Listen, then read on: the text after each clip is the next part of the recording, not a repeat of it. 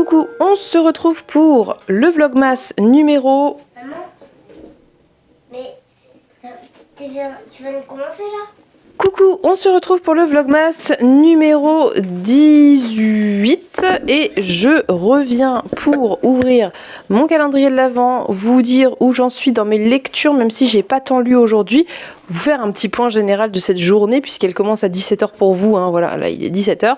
Donc on va tout de suite attaquer dans l'ordre avec mon petit numéro du jour.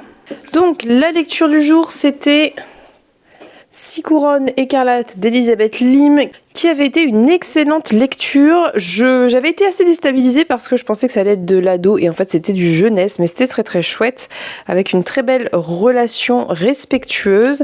Et donc Pénélope me dit un petit do it yourself relaxant pour créer un objet de lecture utile aux inspirations de la fille de la déesse de la lune. C'est rigolo parce que hier Pénélope me disait que j'avais cafouillé entre les numéros 17 et 18 et je pense qu'on a un cafouillage entre 18 et 19 parce que si je ne dis pas de bêtises, le 19 c'est la fille de la déesse de la lune. C'est pas très grave. Soit, rien de dramatique, mais ça me fait rigoler, parce qu'on a cafouillé plus ou moins au même jour toutes les deux. Donc le 18 est ici, et apparemment, je n'ai pas le droit de l'ouvrir moi-même. Donc on est sur un petit kit Canva marque-page, beaucoup trop mignon, vraiment adorable. Regardez ce que ça va donner après, trop joli. Ça tombe bien, je suis dans mon air Canva, donc vraiment je suis très contente. Je vais essayer de sortir pour vous montrer. Regardez, trop mimes, ça va être trop bien. Et en plus c'est vraiment ma période où j'ai envie de faire ce genre de choses, donc ça tombe extrêmement bien. Je pense que pour le coup je ne vais pas traîner à le faire, voire même je vais le faire ce soir pour tout vous dire. Donc petit point lecture, aujourd'hui j'ai avancé un petit peu Curious Tide. J'ai pas beaucoup avancé par rapport à ce que je souhaitais faire, honnêtement. J'ai dû lire je pense 2 chapitres, même pas un chapitre, 2 chapitres, je ne sais pas. Ouais, j'ai lu un chapitre. Donc autant vous dire que je vais pas vous en reparler tout de suite parce que c'est beaucoup trop peu pour que j'ai grand chose à en dire. J'aimerais bien lire la partie 3 aujourd'hui et puis autre chose, notamment celui-ci, donc parmi les fleurs embrasées de Samantha Shannon. J'aimerais aussi beaucoup, mais c'est très ambitieux, hein, on est d'accord que là je suis dans le rêve. J'aimerais beaucoup attaquer un des livres pour ma vidéo Ko-fi, qui est les livres de la dernière chance. Donc j'aimerais bien prendre un des livres que j'ai présélectionné, lire 15% ce soir et prendre une décision sur je continue, j'arrête. Mais bon, ça fait partie d'une autre vidéo, encore une fois, donc je vais pas forcément y revenir. Mais c'est un petit peu les projets que j'ai pour aujourd'hui, pour cette soirée. J'ai eu une journée qui était assez chargée, oui et non, c'était pas non plus, voilà, mais on a fait quand même pas mal de choses et notamment on s'est occupé de trucs qu'on devait faire dans la maison, on devait s'occuper de filer aux fenêtres, bref. En sachant que ce soir c'est escalade, donc je suis d'accompagnement d'activité, donc je vais y aller, je vais le poser et je vais me mettre au café pour faire mon montage et j'espère que je serai suffisamment rapide pour pouvoir prendre le temps de lire un petit peu. J'aimerais bien avancer Bride. Oui, je vous ai pas dit. Est-ce que j'ai parlé du fait que je voulais avancer Bride? Je sais pas en fait si je prends parmi les fleurs embrasées pour l'avancer ou si j'avance Bride. J'aimerais bien terminer ce livre en anglais, mais bon, je sais pas. Je sais pas. Je suis un petit peu. Je ne sais pas. Voilà. Peut-être que je pourrais prendre mon Canva, ceci dit, mais je sais pas si j'aurai le temps. Donc bon, vous verrez ça tout à l'heure très probablement. Du coup, je vais vous laisser sur cette introduction qui est déjà ma foi fort longue pour ne pas dire grand chose. Je vais aller me préparer pour le départ à l'escalade et puis je vous reprendrai ce soir, j'essaierai de vous reprendre ce soir et pas demain, histoire d'avoir au moins une fois sur 2 un vlog dans la journée en entier et pas sur 2 jours. Soit, je vous fais des bisous, je vous dis à plus tard. Coucou, on se retrouve pour la clôture du vlog numéro 18 le lendemain, vous l'aurez compris. Parce qu'hier, eh bien, qu'est-ce que j'ai fait hier? Franchement, hier soir, c'était un peu un trou noir de la vie. Je suis rentrée tard, à 20 h passées de l'escalade et après, vraiment, la motive était au plus bas concrètement. Donc, finalement, j'ai presque pas lu hier. Voilà, mais j'ai un petit peu avancé des choses. Donc, je vais vous montrer quoi, même si je rentre pas forcément dans les détails dans la mesure où j'ai peu avancé et je vais vous laisser, voilà, écoutez, ça sera un petit vlog. De toute façon, plus on avance vers la fin des vlogmas et plus c'est compliqué dans la mesure où c'est fatigant, c'est difficile de tenir le rythme de lecture, on a forcément des moments où on a moins envie de lire et ça se ressent beaucoup plus fort sur un vlog quotidien que sur un blog hebdomadaire. Bref, donc j'ai lu la partie 2 de Médée. Je sais même pas si c'était hier ou avant-hier, je crois que j'ai oublié de le compter, mais peu importe. J'ai lu la partie 2, le tome 2 de Médée sur 4, et on commence à rentrer dans le vif du sujet. La partie qu'on connaît le plus finalement dans Médée, c'est-à-dire le moment où elle trahit la Colchidie, son père, sa famille, sa nation, voilà, et où elle part avec Jason sur l'Argo. Et j'ai beaucoup aimé l'explication qui a été proposée sur l'histoire de son frère. Je sais pas si vous connaissez, si vous vous rappelez ou connaissez ce passage de Médée, mais en gros, son frère est enlevé et dans la mythologie classique, il me semble qu'on dit que c'est elle qui le découpe en morceaux et le jette à la mer pour que son père qui les poursuit, eh bien, cesse de les poursuivre pour essayer de rattraper les bouts de corps de son fils. Voilà, là il y a une explication proposée qui est différente et qui était vraiment très chouette et en fait assez cohérente finalement, que j'ai beaucoup aimé. Donc voilà, on est rentré vraiment dans le vif du sujet.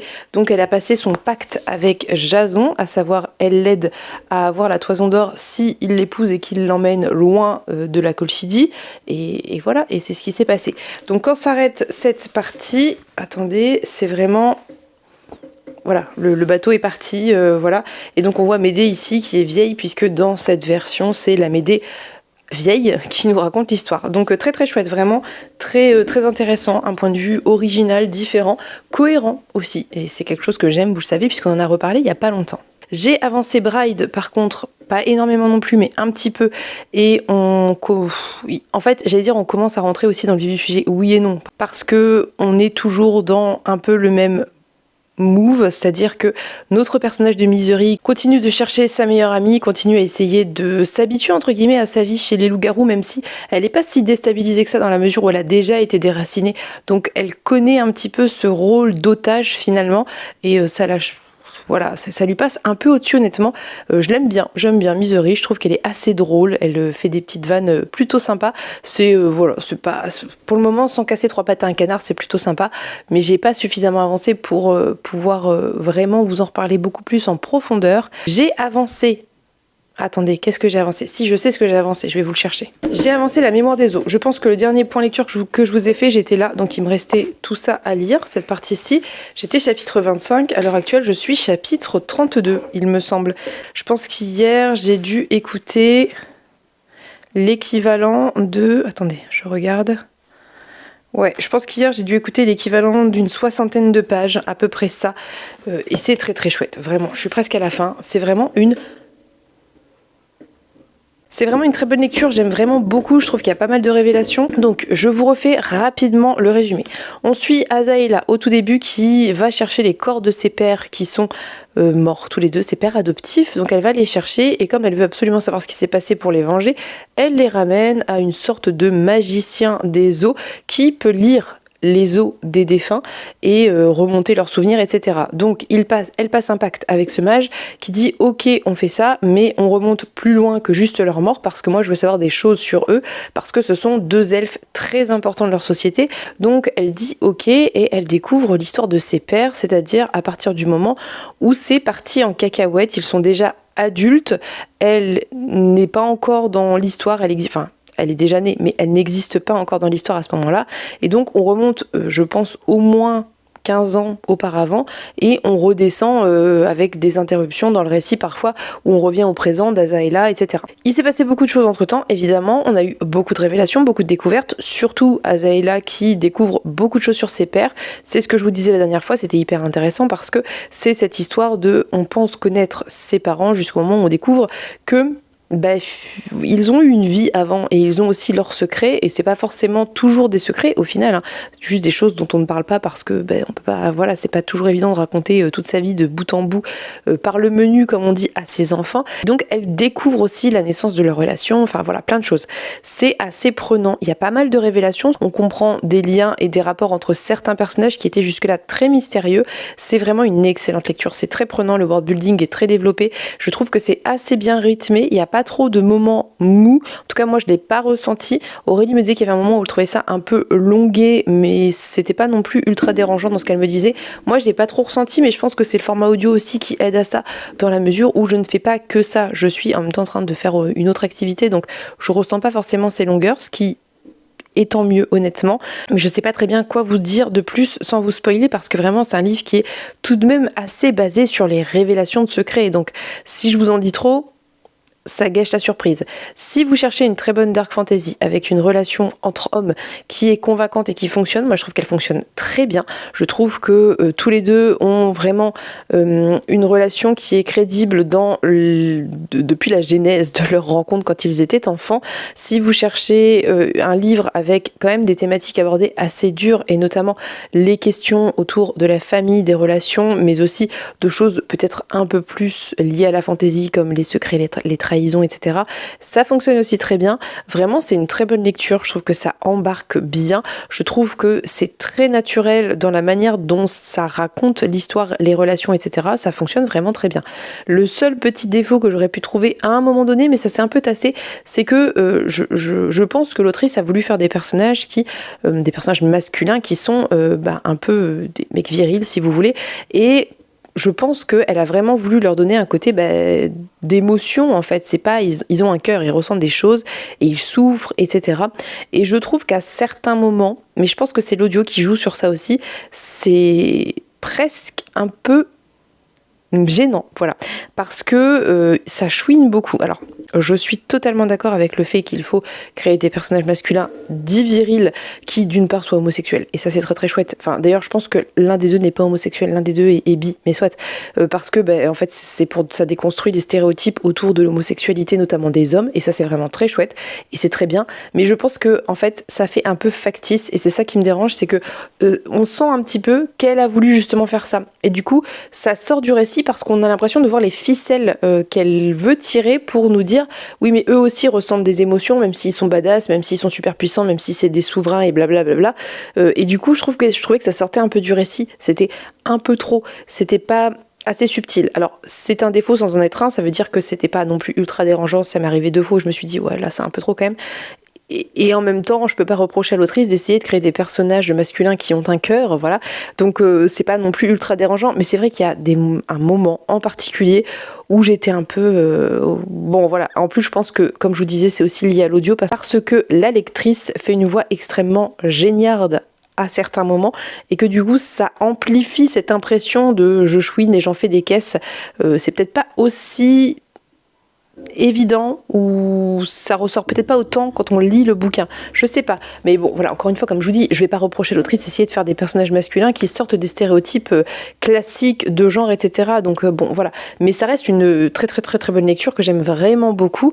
Je suis un peu longue à la lire parce que aujourd'hui c'est la journée où je dis parce que comme si j'avais 3 ans, parce que je l'écoute et que forcément je l'écoute aussi un peu quand je peux et que je me rends compte qu'à certains moments je suis pas concentrée, donc je reviens en arrière pour réécouter parce que j'ai raté des choses, mais soit.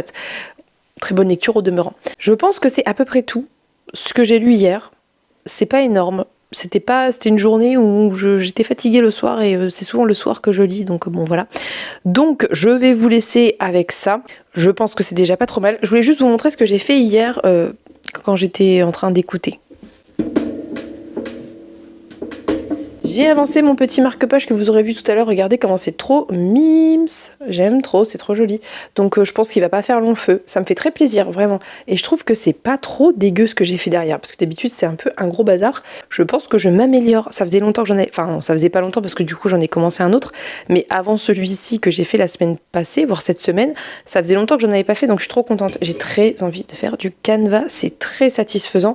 Mais c'est vrai que le fil, pourtant, c'est du DMC, c'est du bon fil. Mais je trouve qu'il s'accroche vachement, je sais pas pourquoi. Ou alors faut que je fasse des fils plus courts. Bon, écoutez, je vais travailler ça fait longtemps que j'en ai pas fait, donc voilà. C'est donc tout pour ce vlogmas, j'espère que ça vous aura plu. Je sais pas très bien ce que ça va donner. Sur ce, n'hésitez pas à me dire ce que vous avez pensé de ce vlog, des lectures dont j'ai parlé. Dites-moi ce que vous êtes en train de lire, si vous l'avez pas déjà fait, et ce que vous en pensez. Et puis, n'hésitez pas à me dire s'il y a des choses que vous aimeriez voir en fait en vidéo, tout simplement. Peut-être que vous avez des idées de vidéos qui vous intéresseraient. Je suis preneuse de vos idées parce que c'est vrai qu'à force de faire des vidéos, et j'ai plus de voix, après 3 ans à faire des vidéos, parfois on a l'impression de refaire tout le temps les mêmes choses alors que ça fait 6 mois qu'on l'a pas fait. Et du coup, je pense que des fois, je m'interdis un peu de faire des choses parce que j'ai l'impression que je viens de le faire, mais ça fait un certain temps finalement. Bref, tout ça pour vous dire, dites-moi ce que vous aimeriez voir en commentaire et si ça me plaît, eh bien je le ferai, voilà. En attendant, Je vous remercie pour votre soutien, votre présence au quotidien. Je vous fais de très gros bisous et on se dit à demain pour un prochain Vlogmas. Bye bye.